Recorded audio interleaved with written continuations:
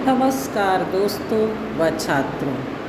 आज मैं एक ऐसी कहानी सुनाने जा रही हूँ जो न सिर्फ दिल छू ले जाएगी बल्कि हमें बुजुर्गों के प्रति हमारा व्यवहार भी सोचने पर मजबूर कर देगी। आइए सुनते हैं इस कहानी को। मेरे पिता अब बूढ़े हो चुके थे और चलते समय दीवार का सहारा लिया करते थे। धीरे धीरे दीवारों पर उनकी उंगलियों के निशान उभरने लगे। चुपचाप उनकी निर्भरता और कमजोरी की कहानी कहने वाले निशान। मेरी पत्नी को यह बिल्कुल पसंद नहीं था। वह अक्सर शिकायत करती कि दीवार गंदी हो रही है। एक दिन पिताजी को सिर दर्द था। उन्होंने सिर पर तेल लगाया और चलते हुए दीवार को सहारा दिया।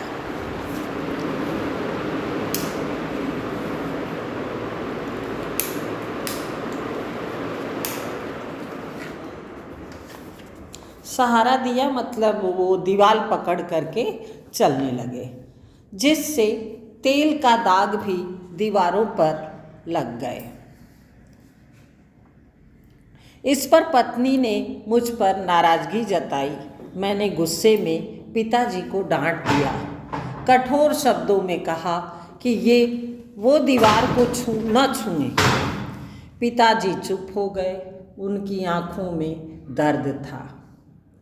मैं भी शर्मिंदा था पर कुछ कह नहीं पाया। उस दिन के बाद पिताजी ने दीवार का सहारा लेना छोड़ दिया। एक दिन संतुलन बिगड़ने से वो गिर पड़े। कूल्हे की हड्डी टूट गई।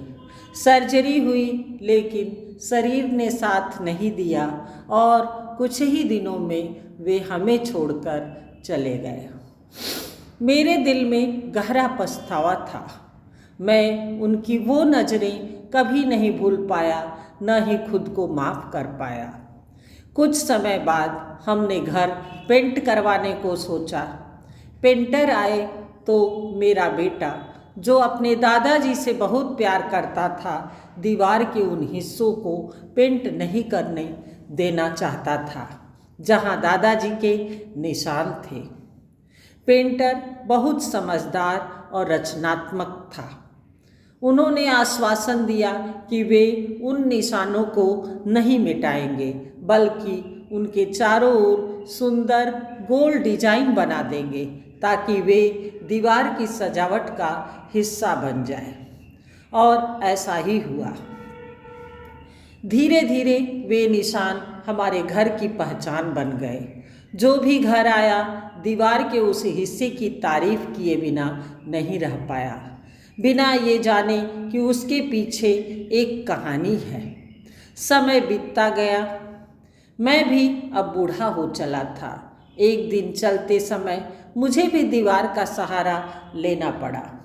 तभी मुझे याद आया कि मैंने पिताजी से क्या कहा था और मैंने खुद को बिना सहारे चलाने की कोशिश की।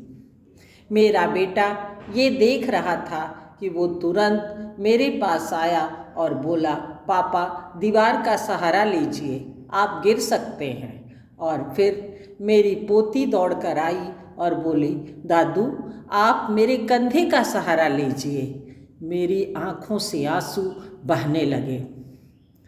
काश मैंने भी अपने पिताजी के लिए यही किया होता। शायद वो कुछ और समय हमारे साथ रहते।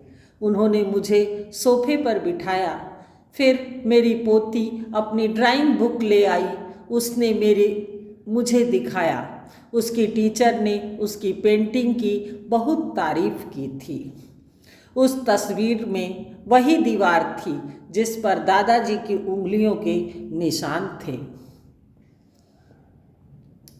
नीचे टिप्पणी थी, हम चाहते हैं कि हर बच्चा अपने बड़ों से ऐसे ही प्यार करे। मैं अपने कमरे में गया, पिताजी से माफ़ी मांगी और बहुत रोया। एक दिन हम सब भी बूढ़े होंगे। अगर अभी आपके घर में बुजुर्ग हैं, वृद्ध हैं, तो उनका ध्यान रखिए, उन्हें प्यार दीजिए, आदर दीजिए और अपने बच्चों को यही सबक अपने व्यवहार से सिखाइए। यह कहानी मेरे दिल को गहराई से छू गई। मैं इसे उन सभी मित्रों से साझा करना चाहती हूँ जो अब उम्र के उस दौर में हैं जब पिछली पीढ़ी पीछे छूट रही है। हम सब ने शायद कभी न कभी कोई गलती की है, अब वक्त है सुधरने का। छात्रों, ये थी छोटी सी कहानी, लेकिन इसमें छुपा था एक बड़ा संदेश। बुजुर्ग हमारे जीवन की जड़ें हैं। बुजुर्ग हमारे जीवन की जड़ें हैं। जिस पेड़ की जड़ें मजबूत होती है वही आंधी तूफानों में टिकता है। आज हम जैसा अपने माँ बाप के साथ व्यवहार करेंगे, कल हमारे बच्चे भी हमें वैसा ही सम्मान देंगे। धन्यवाद। यदि कहानी अच्छी लगी हो तो मेरे चैनल को लाइक, सब्सक्राइब करना न भूलें। फिर मिलते हैं किसी अगले विषय के अगले वीडियो के साथ।